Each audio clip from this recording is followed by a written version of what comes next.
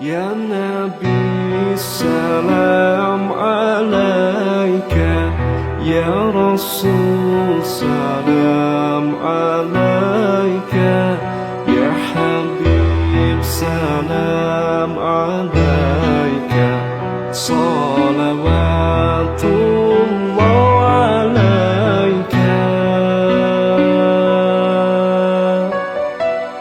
Asraqal badru alaina, fahtafat minhul buduru, misla husnik ma ra'aina, khatu ya wajha sururi.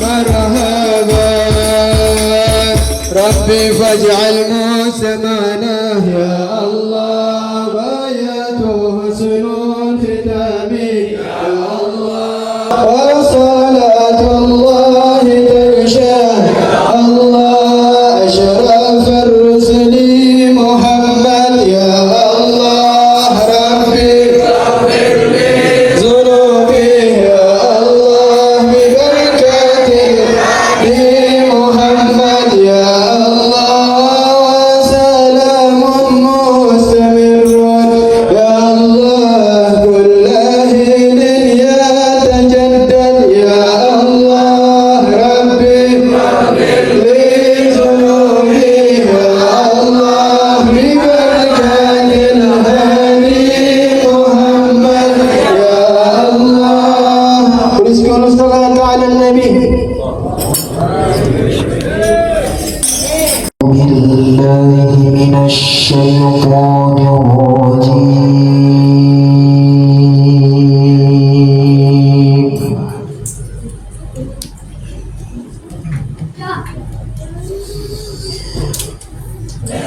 بسم الله الرحمن الرحيم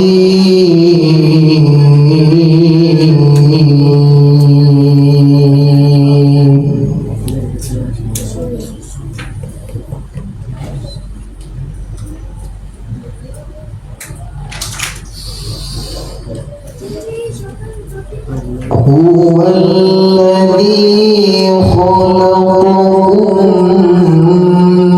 من نفس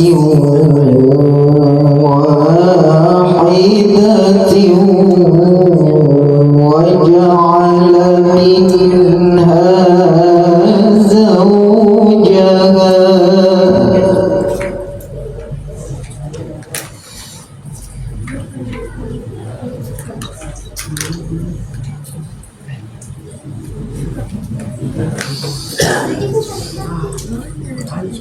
وجعل منها زوجها ليسكن إليها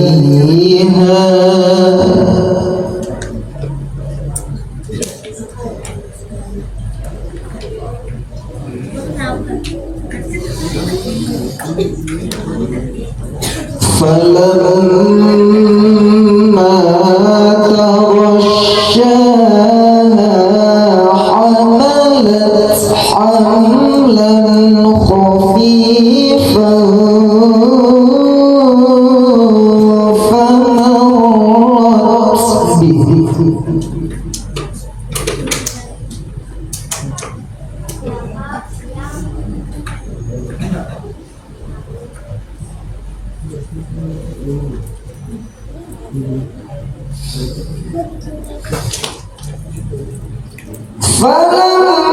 فلما أثقلت دعوا الله ربهما لئن آتيتنا صالحا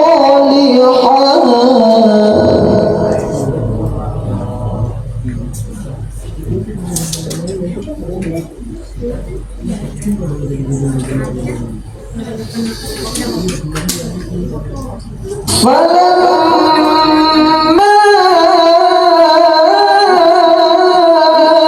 أثقلت دعوا الله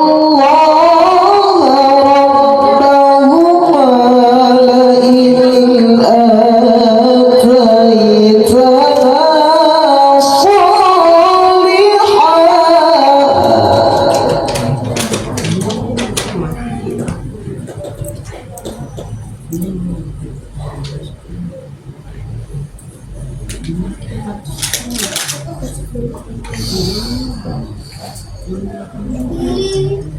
لئن آتيتنا صالحا لنكونن من الشاكرين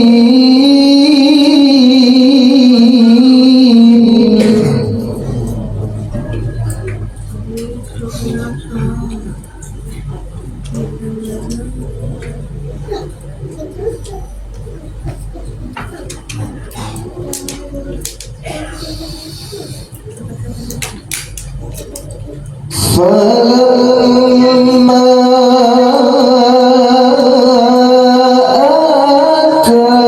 آتاهما صالحا جعلا له شركاء فيما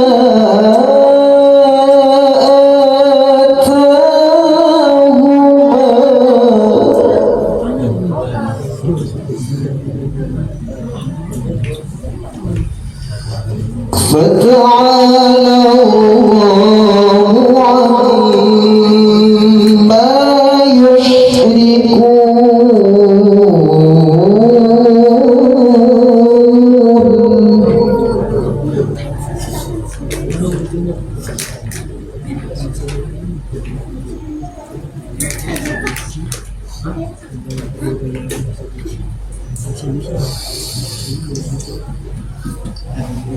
أيشركون ما لا يخلق شيئا وهم يخلقون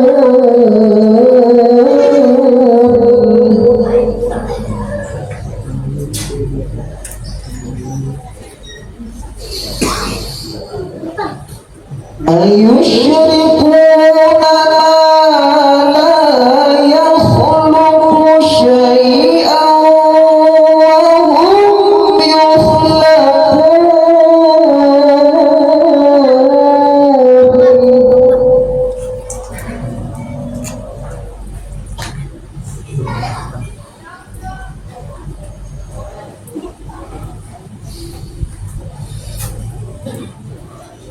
ولا يستطيعون لهم نصرا ولا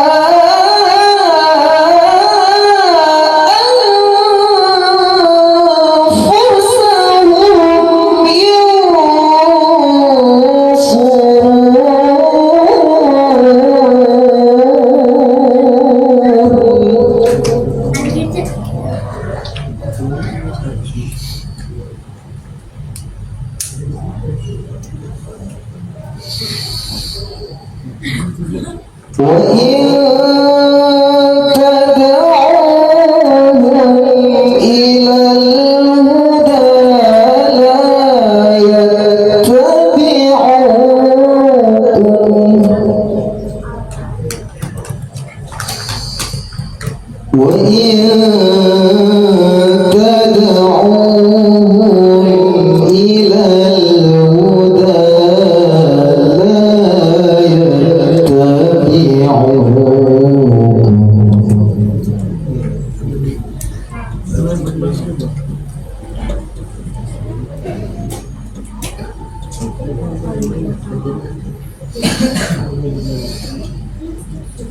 سواء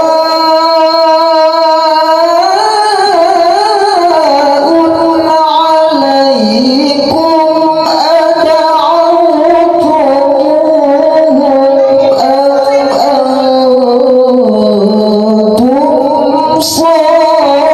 أنتم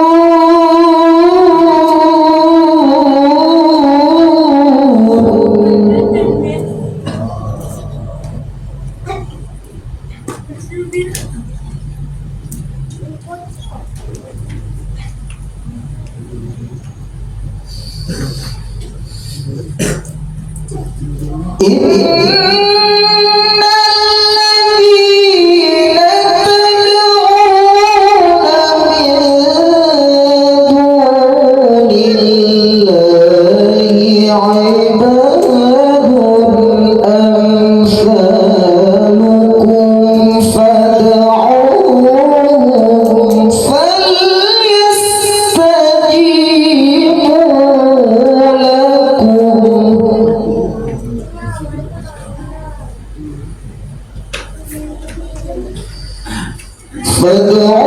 فادعوهم فليستجيبوا لكم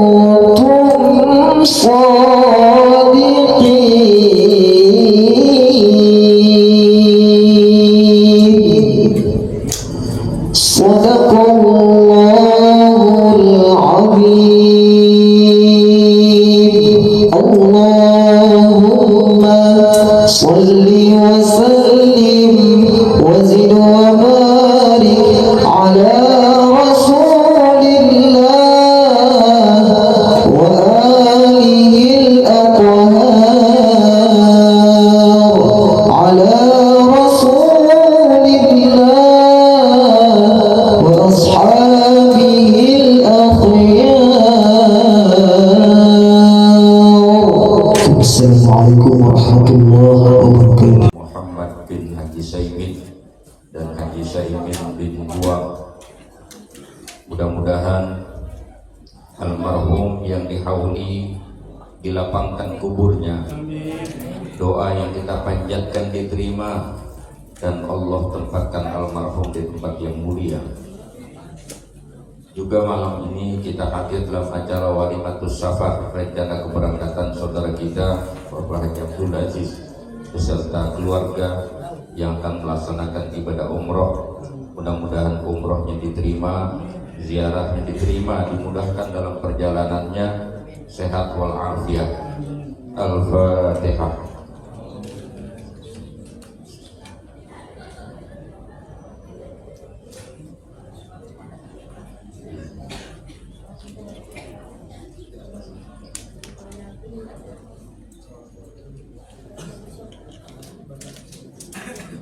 Bapak saudara-saudara sekalian, malam ini acara haul orang yang telah meninggalkan dunia ini dari keluarga Sahibul Bait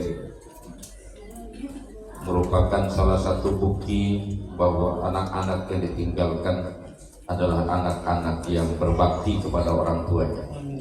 Setidaknya ingin membuktikan kebaktian anak kepada orang tuanya dengan tidak pernah melupakan bahwa almarhum telah pernah hidup di dunia ini. Almarhum telah pernah memberikan berbagai macam kebaikan, minimal bagi anak-anaknya, bagi keluarganya, sehingga walaupun sudah sekian tahun meninggalkan keluarga, almarhum tidak dilupakan keberadaannya. Dan itu adalah keberuntungan bagi orang-orang yang nanti kalau meninggal dunia masih diingat minimal oleh keluarga mereka. Apalagi orang-orang soleh, diingat kesalehannya bagi orang yang telah pernah mengenal dirinya. Apalagi bila kesalehan itu kemudian menginspirasi orang, menjadi ikutan, menjadi teladan orang, sehingga apa yang menjadi kebaikan itu wanaktubu ma'atharoh, kami tulis, kami catat peninggalan-peninggalannya, walaupun orangnya sudah tidak ada, tapi ketika irsyadat, taujihat, arahan, didikan, pelajaran, contoh yang kemudian diikuti dan dilaksanakan oleh orang-orang yang mengenalnya, oleh keluarga dekatnya, anak keturunannya, maka itu akan menjadi pahala yang tidak pernah terputus bagi almarhum di alam barzakh. Bayangkan betapa beruntung. Dan ini bagi kita yang masih hidup juga menjadi motivasi bagi kita, agar kita nanti sesudah mati pun kita tidak dilupakan oleh yang hidup. Karena hidup ini semua ada masanya. Keberadaan kita hari ini akan digantikan oleh generasi berikutnya, mau dan tidak mau. Dan akan menjadi penyesalan besar bagi kita ketika kita setelah meninggal itu tidak lagi diingat oleh siapapun, karena tidak ada hal yang pantas diingat. Bahkan ada dari keluarga pun tidak mau mengingat kita, tidak lagi bisa mengingat orang yang sudah meninggalkan. Maka haul itu dalam rangka menyegarkan kembali ingatan kita akan kebaikan-kebaikan almarhum. Saya yakin dan percaya keluarga yang membuat haul dari orang-orang tuanya, orang tua itu telah memberikan hal yang terbaik bagi mereka. Para ulama dihauli karena telah memberikan pelajaran terbaik bagi umatnya. Begitupun semua orang-orang soleh. Kita dapati di mana-mana digelar haul, itu haul untuk orang-orang baik. Yang sering saya katakan, saya udah hampir 30 tahun main di panggung, undangan haul belum pernah diundang, bajingan tuh haul belum pernah. Selalu yang haul itu orang-orang baik pastinya. Maka ini penting pelajaran juga bagi kita. Pada giliran kita pun akan meninggalkan dunia ini. Sehari dua hari banyak yang ikut berbelasungkawa. Tapi orang-orang yang sedar kenal kita paling dia ikut berduka selama 1 pekan. 40 hari keluarga sudah hilang dukanya, berganti dengan kegembiraan pecah waris. Teman handai tolang sudah tidak lagi ingat dengan kita, apalagi sekedar rekan kerja, posisi kita sudah digantikan oleh pejabat yang baru dan seterusnya. Sementara kita sudah masuk ke dalam tanah, tidak ada yang mengirimkan doa, tidak ada kebaikan kita yang bisa diteladani, tidak ada irsyadat tauhid kita yang bisa diterima oleh mereka. Betapa kita hanya mengandalkan amal kita yang tidak seberapa. Selain kita berharap kepada Allah, mumpung kita masih hidup, mudah-mudahan Allah Subhanahu wa Ta'ala sertakan kita ini senantiasa dengan taufik dan hidayahnya. Taufiknya untuk bisa melakukan segala kebaikan-kebaikan. Taufiknya Allah agar hidup kita disertakan langkah kita dengan taufiknya, agar kita mengukir tinta emas dalam kehidupan kita. Ada kebaikan-kebaikan yang bisa diteladani oleh orang-orang hidup di belakang kita. Kalau kita baca Al-Quran, ketika menyebut para nabi, Allah menyebutnya wa tarakna alaihi fil akhirin. Itu ayat menyebutkan bahwa kami tinggalkan untuk generasi yang hidup di belakang riwayat cerita tentang mereka, kebaikan yang mereka buat tidak pernah dilupakan sama sekali. Khusus Nabi Muhammad, bahkan warafa'na laka dzikra, ditinggikan sebutan nama Nabi Muhammad bersanding dengan nama Allah, dan setiap orang menyebut nama Allah di sana selalu diikuti dengan sebutan Nabi Muhammad sallallahu alaihi wasallam. Dan kita ini umatnya Nabi Muhammad. Sejatinya kita pun tidak begitu saja terkubur di dalam tanah, terkubur juga nama dan nafas kita. Kita ingin kemudian orang-orang sesudah kita ingat dengan kebaikan-kebaikan kita. Maka itu saya sedikit menyampaikan sedikit saja dari athar Ammar bin Yasir ketika menyampaikan 3 kalimat pokok terkait dengan hidup dan kematian. Beliau menyampaikan 3 poin ini yang malam ini saya mau sampaikan sekilas saja, sekedar idkhalus surur kepada sahibul hajah yang mengundang saya di malam ini dalam acara haul. Beliau mengatakan bahwa kafa bil mauti wa'idho. Saya yakin jamaah sudah sering mendengar kalimat itu. Kafa bil mauti wa'idho. Cukuplah kematian itu menjadi peringatan, menjadi nasihat buat semua orang. Paling tidak kita percaya bahwa mati itu sesuatu yang pasti dan kita pasti akan mengalaminya, cepat atau lambat. Walaupun yang ada di depan saya ini kelihatannya masih muda-muda dan tampangnya romannya belum ada yang pengen mati ini. Kalau melihat wajahnya ini wajah betah hidup semuanya. Dan saya berani ngomong begitu, yang pertama wajahnya memang masih pada ceria-ceria, tampangnya masih muda-muda lah ya, namanya di dalam ada tua-tuaan dikit. Tapi walaupun tua juga saya percaya, tadi saya udah lewat-lewat di dalam itu tampangnya masih pada pengen hidup semua.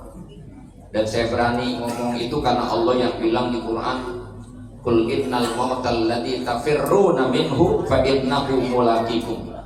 Katakanlah sesungguhnya kematian yang kau hendak lari darinya, dia yang akan datang menjumpai kamu.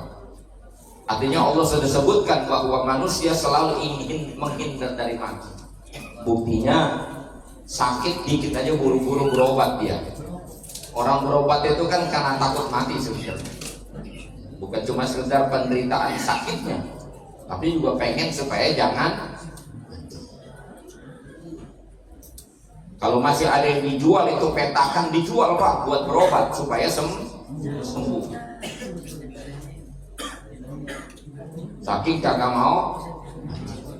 Yang kedua, hampir bisa dipastikan orang-orang model kayak kita di saat-saat prime time doa, umpama saat tahajud, ba'da shalawatil maktubah, itu nggak akan luput doanya minta panjang umur, pasti itu.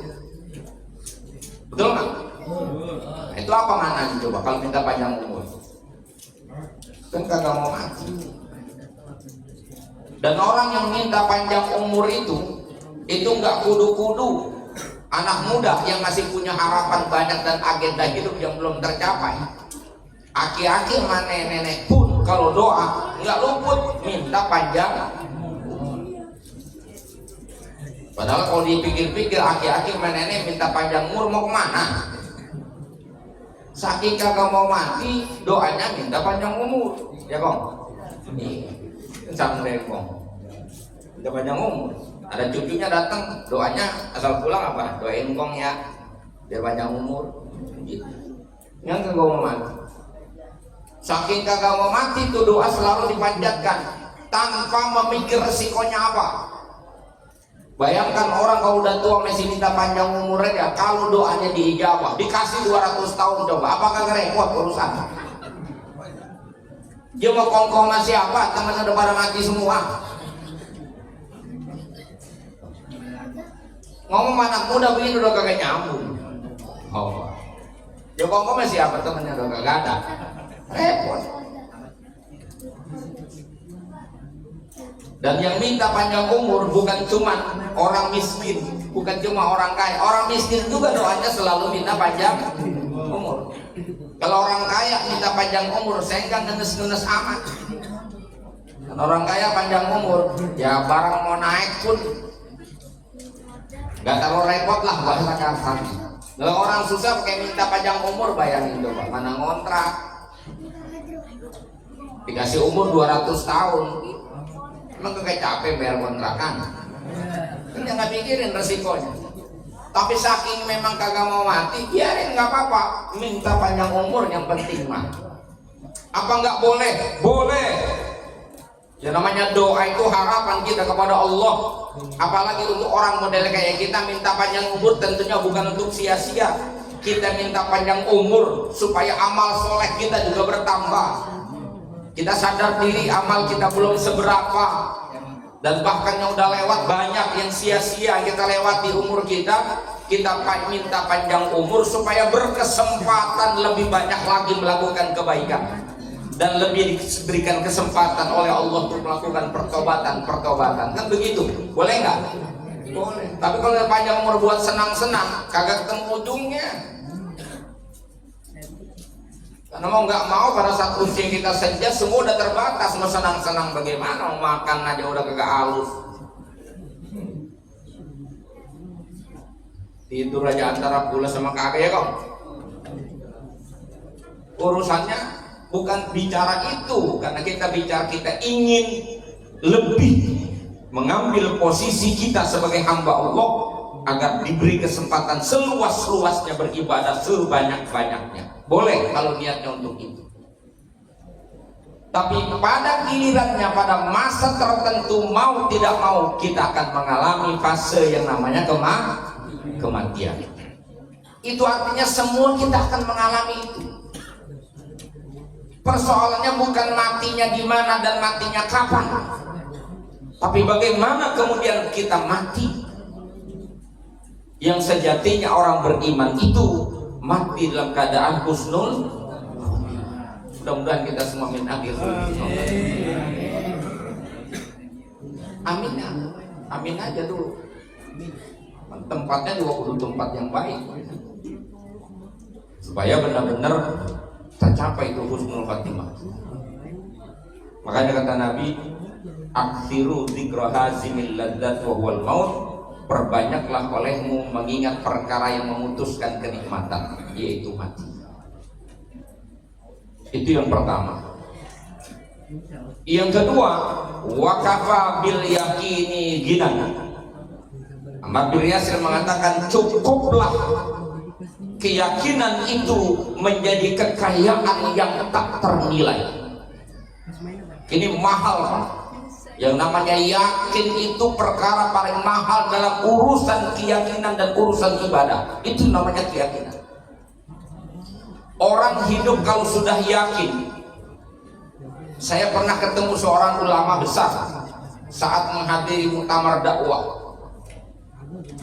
Seorang ulama di Pakistan itu menurut orang dekat dia, beliau itu tidurnya satu hari itu cuma satu malam 1 jam saja, antara jam 12 sampai jam 1. Habis itu jam 1 beliau sudah bangun untuk melaksanakan qiyamul lail dan bermunajat sampai datangnya subuh.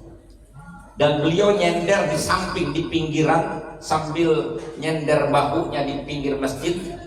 Itu pernah didengarkan doa dia, yang terdengar doanya itu yang paling sering dan beliau ucapkan berulang-ulang tanpa henti, Allahumma inni as'alukal yakin. Ya Allah, aku mohon kepadamu keyakinan. Kok bisa sampai begitu, Pak? Karena kalau bicara tentang rukun iman saja yang 6 itu baru bisa merubah perilaku manusia kalau dia bukan sekedar diimani tapi diyakini. Emang beda iman sama yakin, Pak? Beda. Iman bicara percaya, yakin apa yakin? Tahu dia. Beda, Pak. Iman sama yakin. Iman itu percaya, yakin lebih dari sekedar percaya. Nih orang ngomong begini, lu percaya nggak sama dia? Percaya sih gua, cuman kagak yakin. Kan beda tuh. Tanya percaya tapi nggak yakin. Orang percaya Tuhan itu ada, percaya, Pak. Orang percaya nggak kalau Quran itu firman Allah? Percaya. Orang percaya nggak adanya mati? Percaya. Orang percaya nggak adanya kiamat? Percaya. Allah percaya ada surga neraka. Orang percaya surga neraka? Percaya. Kalau bicara percaya di sini nggak ada yang ingkar nih. Semua benar-benar percaya. Nggak ada yang nggak percaya.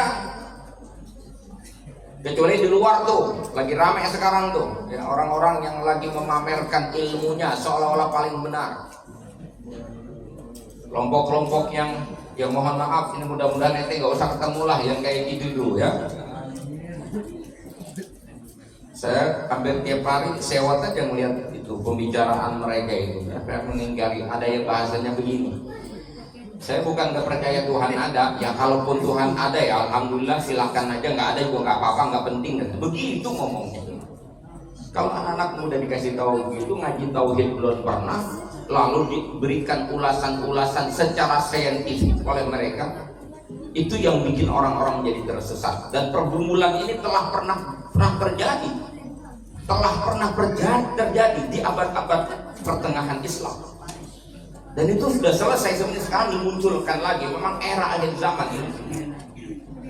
Singkatnya kalau ada di sini udah nggak usah kita gugat lagi. Semua percaya Allah ada, kita percaya. Allah kuasa, kita percaya.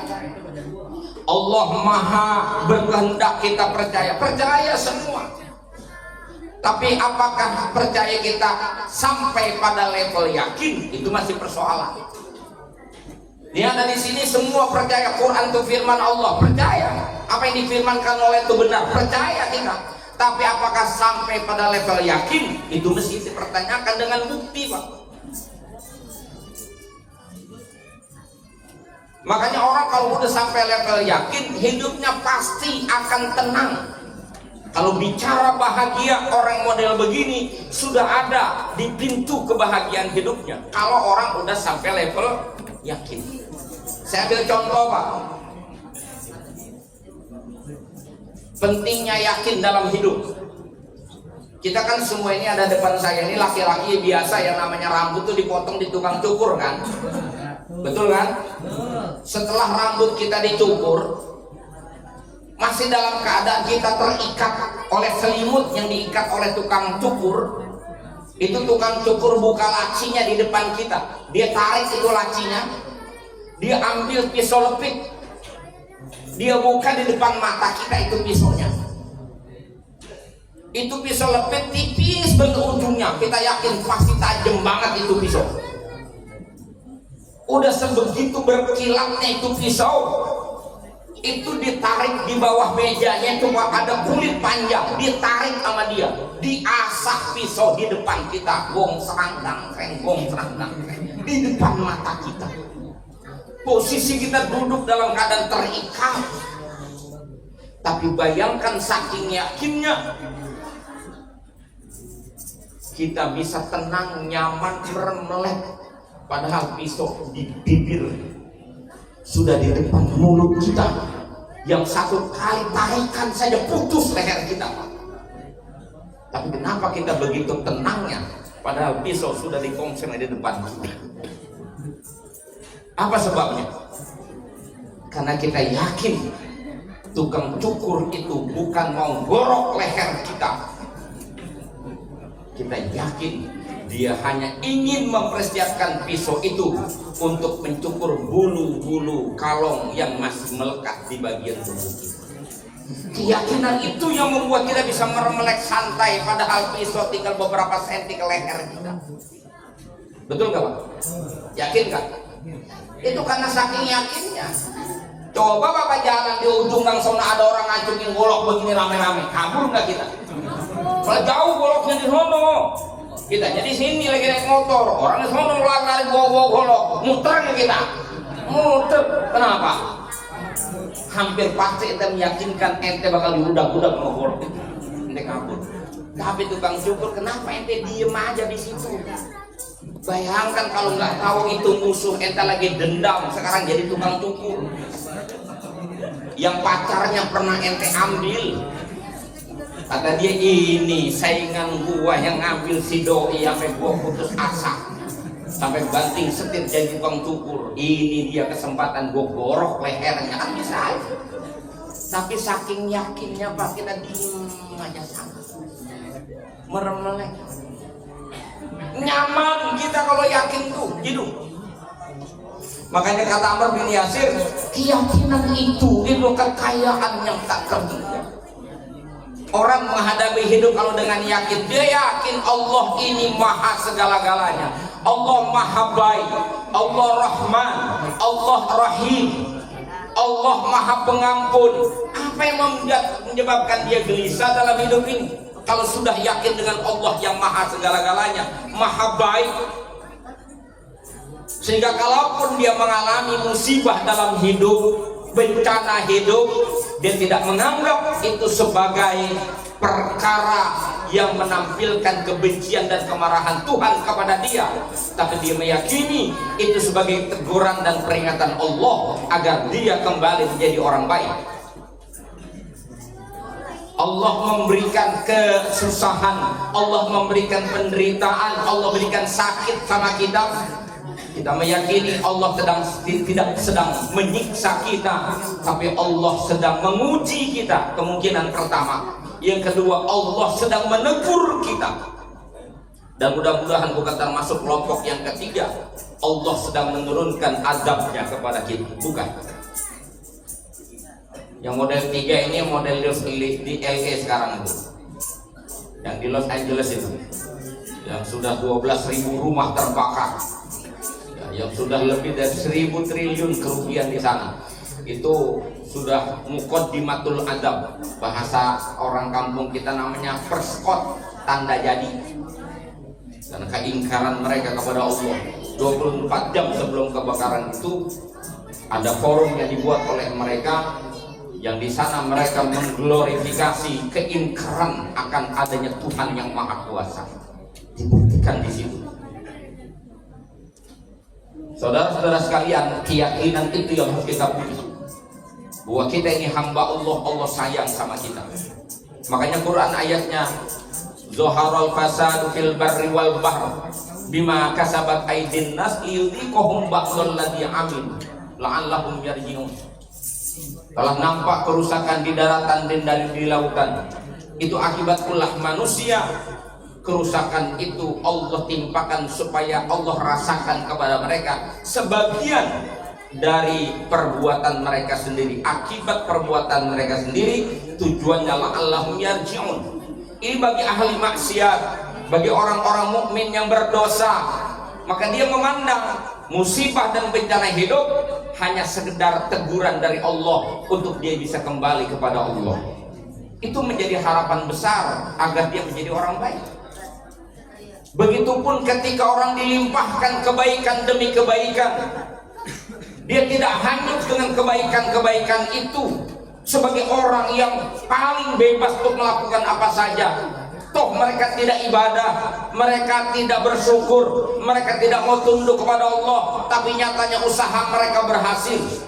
Toh nyatanya mereka menjadi orang-orang yang sukses dalam kacamata dunia, sehingga mereka mengatakan ini adalah hasil karya saya, ini adalah hasil perbuatan saya, ini adalah prestasi saya. Tuhan hilang dalam hidupnya. Dan bahkan ada yang mengatakan bahwa kalaupun dia percaya Tuhan, dia katakan Tuhan sayang kepada saya. Padahal sudah dicegat oleh Allah dalam Al-Quran, fa'ammal insan idza mabtalahu rabbuhu fa'akramahu wa na'amahu fayaqulu rabbi akraman. Manusia itu kebanyakan ketika Allah uji dalam hidupnya, Allah berikan kepada dia kenikmatan, Allah luaskan rezekinya, kenikmatan dilimpahkan kepada dia, dia berbangga, dia katakan Tuhan sayang sama saya. Wa amma idza mabtalahu rabbuhu faqadara alaihi rizquhu fayaqulu rabbi ahanan. Ada orang-orang yang berkata, ketika Allah uji dia, Allah sempitkan rezekinya, dia menganggap Tuhan sedang melecehkan dirinya. Jadi dia mengukur baik buruknya hidup dunia ini dari kesenangan dan kemewahan. Dia mengukur baik buruk bukan dari kebenaran, tapi dia mengukur baik buruk dari sejauh mana kelimpahan hidup yang dia alami. Ini orang-orang yang magrur namanya, orang-orang yang tertipu. Makanya itu kita menyadarkan diri kita bahwa hidup dan kehidupan kita ini mutlak kuasanya Allah Subhanahu wa Ta'ala. Kita bangun keyakinan ini bahwa kita dihidupkan oleh Allah, lalu pada girannya akan dimatikan oleh Allah. Dan itu mutlak, yang namanya hidup itu milik dan kuasanya Allah. Sehingga apapun yang kita dapatkan dalam hidup ini, kita akui sebagai karunia dari Allah. Dan apapun yang tidak sesuai kejadiannya dengan keinginan kita, bukan kita anggap sebagai hinaan Tuhan, bukan kita anggap sebagai Tuhan murka kepada kita, tapi kita anggap sebagai bentuk kasih sayang Tuhan kepada kita. Sehingga kita selalu berhusnuzon kepada Allah Subhanahu wa Ta'ala. Itu disebut dengan yakin dalam hidup. Membangun keyakinan ini bukan perkara mudah, dan ini harus lewat pengalaman dan perasaan yang harus kita bangun. Ada yang disebut dengan syukur kita kepada Allah Subhanahu wa Ta'ala, dan itu ngajinya nanti lewat tasawuf namanya. Tapi paling tidak dari pengalaman hidup kita bisa belajar senantiasa bahwa hidup memang penuh dengan dinamika yang kita semua harus kembalikan itu kepada Allah Subhanahu wa Ta'ala. Bila kita menemukan kesalahan-kesalahan pada diri kita, kesadaran kita mampu menemukan kesalahan, tugas kita adalah memperbaiki kesalahan kita. Dan yang paling penting dari itu semua, yang terakhir itu adalah kafa bil ibadati syughla. Cukuplah bagi manusia ibadah itu sebagai kesibukan hidupnya. Dari awal kita hidup sampai mati, misi yang kita bawa dari Allah adalah ibadah. Maka tidak ada hidup ini diisi kecuali dengan ibadah. Akan menjadi kesia-siaan hidup kita bila tidak kita isi hidup ini dengan ibadah. Yang ada nanti hanya tinggal penyesalan begitu kita mati. Dan itu ayatnya sudah banyak diungkap oleh Allah dalam ayat Al-Quran. Saya mengutip kalam dari Sayyidina Ali. Beliau mengatakan bahwa an-nasu niyamun, manusia itu kalau hidup itu seperti orang sedang tidur. Fa idza matu, tetapi nanti begitu mati intabahu, baru mereka sadar, baru mereka melek seperti orang tidur. Nanti kalau udah bangun baru sadar kalau tadi dia tidur. Padahal kesempatan hidup itulah saat kita beramal. Maka beliau sambung tuh kalimatnya, ad-dunya darul amal wal akhirah darul jaza. Dunia ini tempat kita beramal, akhirat tempat menerima balasan. Begitu kita sadar, kita sudah di alam yang tidak bisa lagi beramal. Apa yang terjadi kemudian? Ya penyesalan, Pak. Nih orang-orang yang sudah pada mati itu di kuburan, nggak sedikit yang nyesal. Dan bisa dipastikan semua orang yang mati itu sudah meninggal dunia, semua menyesal. Semua pengen kembali ke dunia. Dan itu Allah yang bilang di Quran, hatta idza ja'ahumul maut, hatta idza ja'ahumul maut qala rabbirji'un. Sampai ketika mati datang kepada mereka, mereka bilang, ya Allah irji'uni, kembalikan aku ke dunia. Kembalikan aku ke dunia. Mau ngapain balik lagi ke petukangan? La'alli an a'mala salihan fima taraktu. Mudah-mudahan saya bisa melakukan amal soleh yang dulu waktu saya hidup saya tinggalin. Waktu hidup di dunia masih muda main mulu main. Sembayang kalau diomelin doang, kalau nggak diomelin kagak sembayang. Puasa kalau lagi ada orang doang puasa, kalau nggak ada orang merokok minum seenak. Suruh ngaji banyakkan kereknya daripada datang. Masya Allah. Masjid udah dibikin segede-gedenya, musola udah dibuat senyaman-nyamannya, kagak mau masuk. Majlis taklim dari mulai ustadz biasa sampai kiai gede diundang, suruh ngaji, bandelnya minta ampun. Begitu udah mati baru ya Allah balikin lagi saya ke petukangan, ya Allah la'alli an a'mala sholihan fima taraktu. Mudah-mudahan saya bisa melakukan amal soleh yang dulu saya tinggalin. Udah mati baru mau balik ke petukangan. Dijawab oleh Allah lewat ayat itu, kalla, tidak sekali-kali orang mati dibalikin lagi ke dunia. Nggak bakalan udah mati mau balik lagi. Maka yang ada tinggal penyesalan demi penyesalan saja. Berisik deh. Mau main lagi? Enggak.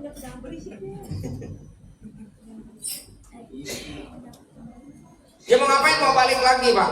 Dia mau beramal soleh katanya. Nyesel udah nggak ada amal. Begitu. Maka kata Allah, kalla, enggak, tidak sekali-kali. Orang mati bisa hidup lagi balik ke dunia, enggak. Bahkan dikatakan udah dicegat sama Allah kalamnya itu. Lewat kalamnya Allah itu, innaha kalimatun huwa qailuha. Itu mah omongan begitu. Omongan yang dulu waktu di dunia juga pernah diomongin. Itu kalimat udah pernah diomongin dulu. Waktu masih gagah main bola, sembayang kagak, kakinya ke batang patah, nyengser kakinya. Dirawat di rumah berbulan-bulan kagak baik-baik kakinya. Akhirnya dia ngomong, ya Allah sembuhkanlah penyakitku. Besok kalau kaki saya sembuh udah bisa jalan, ya Allah, saya mau bolak-balik ke masjid musola, saya mau sembahyang, saya mau ngaji aja udah kagak mau main bola lagi. Gitu ngomongnya waktu kakinya patah. Begitu baik, Pak. Dilihat di masjid kagak, di musola kagak, di majlis kagak. Ada di lapangan bola jadi wasit. Ain lagi. Dulu usahanya maju, duitnya habis buat nyawer. Duitnya banyak, usaha maju, lupa kepada Allah. Dia gunakan buat maksiat seluas-luasnya. Salah manajemen perusahaannya, bangkrut. Akhirnya balik ke musola, deketin ustaz, akrab sama kiai, minta ditopang doanya, tolong bantu saya kiai. Ya udah kamu ibadah aja yang doa yang banyak, bantuin saya kiai, mudah-mudahan nanti saya kalau usaha saya maju lagi, pokoknya duit saya udah gak kenal biduan, gak kenal nyawer, pokoknya duit saya nanti terserah kiai maunya apa, saya beresin urusan kiai. Janjinya mau begitu. Begitu usahanya maju, nyawer aja. Ada yang begitu, ada orang. Waktu lagi sehat mancing mulu mancing. Gak boleh dapat informasi ada pemancingan baru dikejar. Masya Allah, informasi janda aja kalah sama pemancing. Dia mah yang penting mancing, di mana bisa mancing di situ dia kejar. Udah kayak ciku-ciku sawah. Pokoknya nggak boleh dengar ada pemancingan, pasti dikejar. Habis waktunya dibuat mancing dulu, sampai berantem sama bininya karena belanjanya kurang. Dibuat mancing, akhirnya kesambat bengek, sakit berobat nggak baik-baik, padahal bukan kesambat pak, angin di empang. Berobat sampai kurus. Akhirnya ya Allah sembuhkan penyakitku. Entah kalau udah baik, udah saya nggak mancing lagi, saya mau ngaji, ngomong doang. Udah baik di empang lagi. Ada yang begitu ada.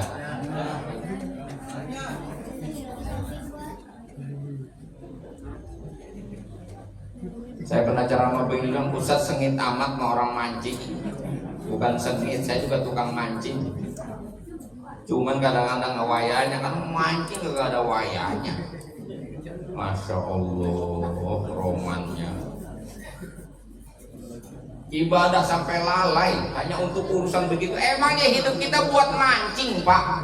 Emangnya nih hidup buat main bola? Emangnya nih hidup buat bersenang-senang?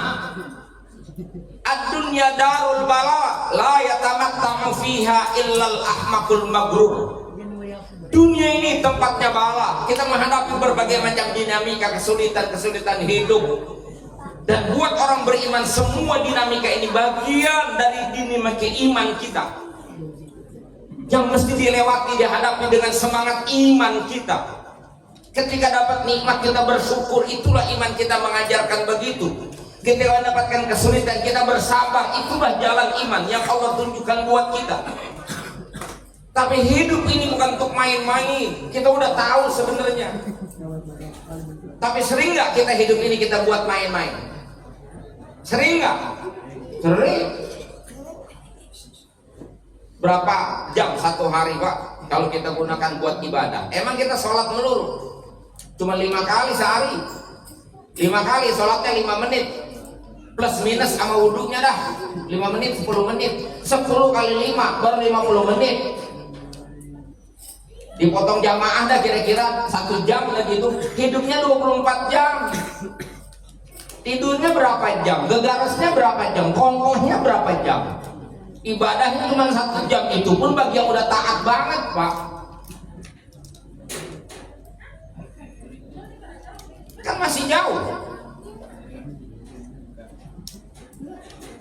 Apakah cuma segitu porsinya kita hidup? Tidak. Kalau Allah bilang wa ma khalaqtul jinna wal insa illa liya'budun, sejatinya 24 jam itu harus bernilai ibadah bagi kita. Dan supaya hidup kita bernilai ibadah 24 jam itu tidak ada jalan lain kecuali kita mengikuti pola kehidupannya dari Nabi kita Muhammad sallallahu alaihi wasallam. Artinya dari setiap gerak kita bermakna ibadah, tarikan nafas kita, langkah kita, ucapan kita, semua sampai tidur kita bisa bermakna ibadah. Itu baru namanya wa ma khalaqtul jinna wal insa illa. Emang semuanya harus begitu? Ya sejatinya, tapi minimal kita tahu betul dan kita yakin betul bahwa tugas pokok, fungsi utama hidup kita adalah ibadah. Yang kalau itu tidak kita laksanakan, nanti mati kita akan penuh dengan penyesalan demi penyesalan. Pasti. Makanya di Quran ada bahasa itu, ada kalimatnya walladzina jahadu fina. Jadi kalimatnya walladzina jahadu fina artinya orang-orang yang bersungguh-sungguh, berjuang, berkorban di jalan kami. Lanahdiyannahum subulana. Pasti akan kami hantarkan, kami tunjukkan mereka menuju jalan-jalan kami. Artinya kesadaran hidup ini harus kita perjuangkan dalam arti ibadah, itu pokok. Sampai tidur kita bagaimana 6 jam, 8 jam. Kita tidur umpama dari jam 10 malam. Ini sekarang jam berapa? Jam 11. Pulang sampai di rumah jam 12. Jam 12 bangun jam 4 jam. Kan jarang-jarang begini nih. Jarang-jarang begini kan? Jarang-jarang. Tapi kita hitung minimal 6 jam rata-rata hidup kita. Bagaimana 6 jam bisa berarti ibadah? Ya sholat aja 5 menit susah ya. Sholat tuh sadarnya takbir sama salam, tengah-tengahnya ngayap kemana tahu. Betul. 6 jam tidur fokus enggak? Fokus nggak tahu apa-apa. Bisa berarti ibadah? Bisa kalau tidurnya dengan cara Rasulullah.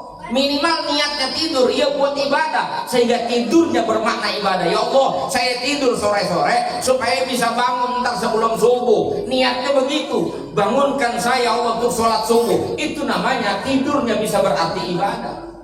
Dia makan, ya Allah saya makan bukan sekedar ingin mengenyangkan perut, tapi saya makan untuk memenuhi kebutuhan fisik saya. Yang fisik saya ini akan saya gunakan untuk melaksanakan perintah-perintahmu. Maka makan berarti ibadah. Sampai kawin, namanya kawin, urusan seks bisa berarti ibadah. Ya Allah saya nikahi seorang perempuan, saya gauli dia ya Allah, melampiaskan syahwat saya dengan cara yang kau benarkan ya Allah. Tujuannya agar terlahir dari saya, akan melahirkan dari istri saya keturunan yang akan menjadi hamba penyembahmu. Maka kita kawin sudah nilainya ibadah. Udah enak ibadah lagi, coba bayangin. Kan nggak sekawin-kawinnya berarti. Itu kesejatian yang mesti kita bangun sebenarnya, sehingga hidup ini benar-benar bermakna ibadah. Dan itu nggak bisa main-main kecuali dengan kesungguhan. Nggak bisa nunggu kepengen. Saya mau ngaji, ntar udah kepengen. Nunggu mati, ngaji kepengen. Sholat yuk, nggak kaya. Lu sembahyang begitu aja. Bejono kagak sembahyang pada kaya. Ada yang begitu orang ngomong ada? Hidup ini bukan nyari kaya, Pak. Bapak mau ngotot-ngotot hidup nyari kaya, emang dasar urat susah, kemana juga susah. Emang dasarnya urat kaya, dia mau kemana juga kaya. Itu aja kaya, emang uratnya kaya. Enggak, kita harus sungguh-sungguh untuk merubah nasib. Kita harus jungkir balik sungsang sumber merubah nasib supaya kita jadi orang kaya. Pak, ente mau ngotot kemana juga, emang dasar bukan bagian, maka dapat. Emang orang kaya gara-gara dia sungguh-sungguh. Oh, si Anu rajin banget jadi kaya. Pak, kalau orang kaya itu gara-gara rajin, mestinya setiap orang rajin pasti kaya. Ternyata orang susah itu apa kurang rajin? Tetangga saya rajin banget. Tapi pada saat susah kan susah aja, Pak. Kalau orang rajin bakal jadi kaya. Maka yang paling kaya orang Madura. Warungnya 25 jam sehari. Bukan 24 jam lagi, 25 jam. Allah, nggak tutup-tutup. Betul? Ternyata yang lebih kaya siapa lah? Siapa? Elon Musk. Lebih kaya. Oh, dia mikirin dunia, gak mikirin akhirat. Pak, kaya itu bukan terkait dengan urusan mikirin dunia atau akhirat. Kewajiban kita manusia beriman itu ibadah, itu kita pokokkan. Tapi pastikan orang yang menjalani perintah Allah tidak akan, Pak, yang namanya melarat itu gak akan pernah. Yakin kan? Gak akan pernah. Orang ahli ibadah, orang soleh hidupnya melarat, sampai budek sariawan gak nemu, Pak. Kalau susah mah biasa. Kiai, ustadz, ahli ibadah, orang soleh hidupnya nggak ada yang melarat. Melarat sama susah beda. Kalau melarat itu kan masalah yang satu belum selesai, muncul masalah baru. Mana kerja lagi PHK, motor 20-an kreditan belum bayar, mana kontrakan 3 bulan belum bayar, bini lagi bunting, mana mertua di kampung lagi sakit, mana anak pertama besok ujian belum bisa bayar, Mana abangnya ditangkap polisi, jambret, maklum. Langsat tuh namanya. Kalau susah mah semua orang ngalamin susah. Emang orang yang namanya susah kudu orang kaya orang miskin. Orang kaya orang miskin sama pak, susahnya cuman bentuknya doang beda. Cuman kita aja kan ada yang miskin ngaku susah mulu. Orang kaya nggak pernah ngomong, sekalinya ngomong beratannya orang kaya susahnya daripada orang susah. Orang susah mah beratnya besok nggak tahu pengen makan apa tuh beratnya orang susah. Sehingga begitu ada yang ngasih makan ini malam bawa pulang berkat girang banget. Tapi orang kaya mah neteng berkat nggak girang-girang amat. Dia masalahnya apa? Pusing besok makan di mana? Udah bosan semua rumah makan udah disawah semua. Akhirnya ketemu ada informasi di sono. Jauh banget pak, mau ke Garut saja jauhnya minta ampun diseksa sama jalanan. Orang susah mah nggak usah jauh-jauh, tetangga nganterin berkat aja udah alhamdulillah, panjang mata alhamdulillahnya. Beda-beda pak susahnya orang. Di dunia semua ngalamin, bukan cuma orang miskin yang susah. Dunia ini darul bala, tempatnya susah. Maka baru akan terhilang rasa susah itu kalau di dalamnya ada nilai ibadah kita. Apa? Penghambaan kepada Allah, ketaatan kepada Allah, kepatuhan kepada Allah, dijamin oleh Allah. Ada satu ayat nih saya sampaikan tuh, itu di akun TikTok saya itu, tuh, Jabar ya, udah tahu? Belum tahu? Nah, di Ruhama Channel tuh. Saya bilang begitu. Di Quran tuh ada ayat yang bunyinya begini. Wa'mur ahlaka bis shalah wastabir 'alaiha. Perintahkan keluargamu untuk sholat dan bersabarlah atas sholat itu. Disambung ayatnya oleh Allah, la nas'aluka rizqa. Kami tidak minta kamu urusan rizki. Nahnu narzuquka. Kami yang akan berikan rizki kepadamu. Satu ayat pak itu. Artinya apa urusannya sholat sama rizki? Memang gak nyambung sholat sama rizki, tapi itu jaminan dari Allah. Ketika orang menjalin relasinya yang akrab dengan Allah lewat perintah sholat itu, Allah jaminkan rizki bagi dia. Percaya nggak? Percaya nggak? Yakin nggak? Ini masalahnya, yakin yang belum. Sebab ada yang bilang begini sama saya, Ustaz kalau begitu berarti yang rajin sholat mestinya kaya, yang kagak sholat miskin. Ini nyatanya terbalik Ustaz. Tetangga saya sembahyang kagak, puasa kagak, usahanya maju. Saya ngaji mulu, sembahyang mulu, jamaah lagi saya. Tapi tanah saya udah habis saya jualin. Gimana tuh? Nah itu karena kita salah pandang. Ketika kita menyebut rezeki, otak kita langsung hitungnya duit, itu salahnya. Padahal namanya rezeki itu bukan cuma melulu duit. Rezeki itu apa saja yang berupa kebaikan yang bisa bermanfaat bagi itu namanya rezeki, termasuk sehat walafiat rezeki bukan? Rezeki. Anak soleh rezeki bukan? Istri soleha rezeki bukan? Rezeki. Tetangga yang baik rezeki bukan? Saudara yang akrab rezeki bukan? Rezeki. Emang dikira murah itu barang? Mahal. Orang boleh punya uang banyak tapi istrinya ngelunjak. Orang punya uang banyak tapi anaknya durhaka. Apa untungnya coba? Apa bahagianya? Belum lagi dia duitnya banyak tapi badannya sakit mulu, uang miliaran, makan apa aja kagak boleh karena penyakitnya komplikasi, ada darah tinggi, ada kencing manis, mau makan apa dia? Nasi aja ditakar sebokor nggak boleh nambah. Orang-orang makan daging, dia nggak boleh makan daging, takut gulanya naik, darahnya naik. Akhirnya makannya nasi sebokor sama timun dikeloyorin. Uang miliaran, apa enaknya? Kan masih mendingan orang susah juga makan apa aja nggak ada yang larang. Orang susah nggak ada pantangan makan durian oke, makan sate oke. Tahu-tahu mati ya itu. Ya mati mah umurnya pak, betul. Jadi rizki itu tidak melulu rizki, tidak melulu uang. Allah jamin bagi kita sehat walafiat. Itu yang Allah katakan di Quran dalam surah An-Nahl ayat 97. Man amila sholihan min dzakarin aw unta wa huwa mu'min falanuhyiyannahu hayatan thayyibah wa lanajziyannahum ajrahum bi ahsani ma kanu ya'malun. Siapa saja yang beramal soleh, siapa saja yang taat kepada Allah, siapa saja yang beribadah, baik dia laki-laki ataupun perempuan, walhal dia orang beriman, maka Allah jaminkan falanuhyiyannahu hayatan thayyibah, pasti akan kami berikan kepadanya kehidupan yang baik di dunia ini. Kata Ibnu Abbas, orang yang iman, beramal soleh, hidupnya diisi dengan ibadah, Allah akan karuniakan kepada dia hayatan thayyibah. Bentuknya apa? Itminanul qalbi, ketenangan hati, rahatul bal, jembar dia punya pikiran. Ar-rizqul halal wa thayyib, rizki yang datang kepada dia, rizki yang halal yang baik-baik saja Allah hantarkan kepada dia, nggak ditawarkan yang buruk-buruk, yang halal yang baik Allah jaminkan. As-sihhah wal afiyah, kalaupun uangnya gak banyak, tapi Allah karuniakan kepada sehat wal afiyah. Itu kan nikmat hidup. Betul? Yang kedua, wala najziyannahum ajrahum bi ahsani ma kanu ya'malun.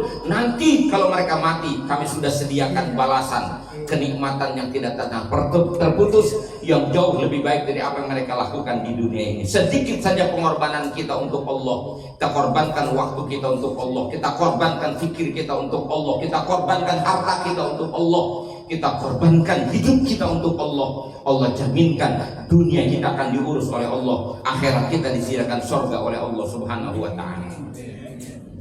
Makanya Pak Haji Aziz diinfakkan hartanya untuk berangkat melaksanakan umur bersama keluarga. Itu infak di jalan Allah, Allah pasti akan ganti rezekinya. Dan yang belum ini, mudah-mudahan yang ada di sini, mudah-mudahan ada waktunya, insya Allah ada kesempatan Allah panggil untuk bisa berziarah, untuk datang melaksanakan ibadah haji atau umroh, untuk berziarah kepada Rasulullah. Mau? Mau? Berangkat. Apanya nggak ada? Minta. Sama siapa? Sama Allah. Minta sama siapa? Minta sama Allah. Kagak bisa ngomong aja, ya Allah, Allahumma rzuqni ziyaratal haramain karatin ba'da marrat. Ya Allah, berikan saya rizki, kesempatan untuk ke tanah haram, 2 tanah haram Mekah Madinah. Berulang-ulang tuh ngomongnya begitu, berulang-ulang, jangan sekali kalau bisa, berulang-ulang. Amin. Dan yang penting yakin, nggak usah kecil hati. Ini masalah yakin saya mau praktekkan sekarang. Jangan kecil, jangan pakai dai istilah ilokan. Ilokan orang kayak gua bisa pergi makan aja jarang-jarang begitu. Jangan pakai ilokan. Allah Maha Kuasa. Jangan percaya sama makhluk, yakin sama Khalik. Jangan percaya sama uang, percaya sama yang punya alam, yaitu Allah. Orang bisa berangkat haji dengan keyakinan. Ada orang kaya gak bisa haji, orang susah udah berangkat duluan. Ada yang begitu? Ya. Yang penting ente punya 3. Yang pertama, badannya sehat. Yang kedua, imannya rada bagus. Yang ketiga, badannya rada banyak. Ini kalau 3 ini ente punya, insya Allah rada gampang. Kurang salah satu, rada susah. Duit banyak, badan sehat, iman kagak ada, boro-boro mau ke Masjidil Haram, masjid di samping rumah aja gak pernah nyaba. Betul? Imannya bagus, duitnya banyak, sakit-sakitan, bagaimana mau berangkat? Imannya bagus, badannya sehat, duitnya kagak ada. Yang banyak nih. Nah, lempengan ini juga jangan kecil hati, karena untuk yang satu ini ada 3 jalannya. Pertama ala sabilin nasab, yang kedua ala sabilil kasab, yang ketiga ala sabilin nasib. Ini ilmu balik, nggak ada di kitab. Jadi orang bisa ke sana jalannya lewat 3 jalan. 1 ala sabilin nasab, dari dasar keturunan. Emang keturunan orang kaya, dia mah nggak habis kuliah nggak punya duit, kawin juga nempatin kontrakan babanya. Engkongnya kaya, engkongnya mati, kan banda jatuh ke babanya, babanya mati, kan jatuh ke dia, gitu. Nah, itu namanya berangkat ala sabilin nasab. Ini umumnya orang Betawi begitu tuh, termasuk saya itu. Ala sabilin nasab. Yang kedua ala sabilil kasab, lewat usaha. Boleh usaha sungguh-sungguh, dikumpulin, ditabung, bisa berangkat. Itu namanya ala sabilil kasab. Yang ketiga ala sabilin nasib, emang uratnya rada lempeng. Dia bekerja doang, gaji juga pas-pasan, tapi perusahaannya maju, ngasih reward buat karyawannya untuk bisa berangkat haji atau umroh. Dia yang kepilih, itu namanya ala sabilin nasib. Emang nasibnya rada bagus. Dan bicara nasib, semua kita punya kesempatan yang sama, insya Allah. Insya Allah. Mau lewat mana kek? Boleh jadi ente susah buat makan pas-pasan, tapi perawan ente laku sama pengusaha. Punya mantu orang kaya, bisa nggak? Bisa. Makanya nggak usah kecil hati. Mau tetangga saya cuman petani kangkung doang, tiap hari nanamnya kangkung. Orang Amerika nanam kangkung pakai 3 hektar. Orang kampung kita mah macul 300 meter itu udah pada kapalan pundaknya. Macul, mikul tahang, nyiram, nyabutin, terus nggak mampus. Tapi dia nggak pernah bergantung kepada kangkung, nggak pernah bergantung sama makhluk. Dia kerja mah dia kerja aja nanam kangkung. Tawakalnya tinggi sama Allah. Dia yakin yang nemuin kangkung juga Allah. Dia nggak ngandelin rezekinya lewat kangkung, hanya kepada Allah. Kangkung cuma sebab doang. Alhamdulillah, dia bisa pergi haji tempo hari. Cuma jual kangkung doang sama kebun-kebunnya berangkat.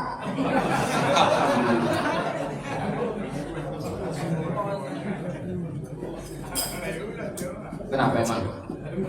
Kebunnya. Bapak boleh bilang, iya tak, cuma kebunnya dijual. Bapak jangan bilang orang punya kebun bisa pergi haji. Banyak orang punya warisan kebun beratus meter, ribuan meter, nggak bisa pergi haji, nggak bisa umroh. Kenapa? Habis buat nyawer doang. Ada. Pokoknya penting mah yakin lewat mana kek, kalau Allah sudah berkehendak jadi sampai insya Allah. Kalau niatnya sudah kencang untuk menjalankan semua yang kau perintah, ya Allah akan aku laksanakan. Aku mohon kepadamu, berikan aku kesempatan untuk melaksanakan semua yang kau perintah. Maka mudah-mudahan Allah akan luruskan kemauan kita. Allah mudahkan urusan kita. Yang paling penting pertama, kita perbaiki dulu kelakuan kita. Keyakinan kita pertebal, kelakuan kita perbaiki. Dan jangan lupa, orang-orang tua kita senantiasa kita doakan yang sudah meninggal dunia, agar hidup kita diberkahi oleh Allah Subhanahu wa Ta'ala. Terima kasih, mohon maaf. Wassalamualaikum warahmatullahi wabarakatuh.